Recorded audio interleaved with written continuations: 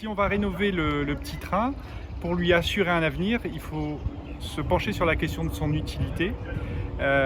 Donc on a prévu un certain nombre de circuits sur le thème historique sur le secteur de la Grande Chaloupe. Donc on en a un qui pourrait être le circuit des Lazarets, donc qui relierait les 3 sites de Lazarets, le site numéro 1 qui est déjà rénové et qui accueille des touristes, le site numéro 2 qui est en cours de finalisation et qui pourra être visitable, et Ravinajac, le 3e Lazaret, donc avec nos moyens à la fois ferroviaires et routiers, c'est-à-dire nos cars courants d'air, on pourrait organiser des visites et assurer les liaisons entre les 3 sites. Ensuite, on pourrait avoir un sur l'histoire de la conquête de la falaise littorale. Donc on ferait de la visite de les restes de la route Logier du côté de Saint-Denis. C'est des vestiges que très peu de gens connaissent. L'histoire du petit train, chemin des Anglais, etc. Vous voyez, donc en utilisant pareil nos moyens car courant d'air, petit train, des petits circuits à pied. Ça, c'est notre gros projet pour la locomotive à vapeur, puisqu'on peut difficilement l'utiliser dans les tunnels. Donc elle a très peu d'utilité sur le site de la Grande Chaloupe.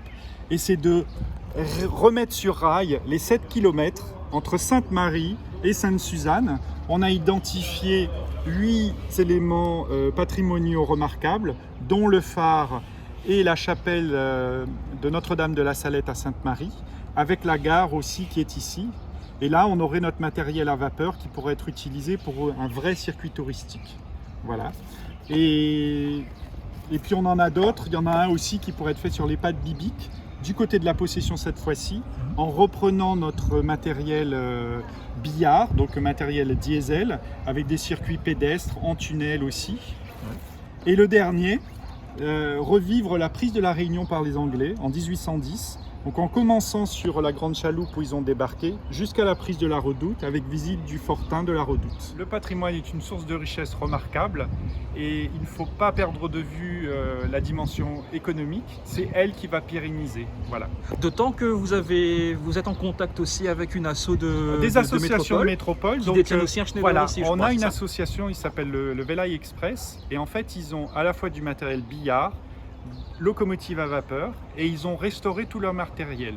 Ils sont en Ardèche et on a une deuxième association avec qui on est plus proche encore, c'est ceux qui ont la ligne qui s'appelle la Suzanne, et c'est une Schneider comme celle-ci. Elle a été remise sur rail sur 4 km, et nous, vous imaginez, on pourrait leur proposer 7 km en bord de mer, on passe sous un phare. En hiver, on a le souffle des baleines à droite, nos belles montagnes sur la gauche, et pour une expérience unique. Et ça permettrait aussi de développer le tourisme sur 2 communes qui sont un peu délaissées, qui sont Sainte-Marie et Sainte-Suzanne. Voilà.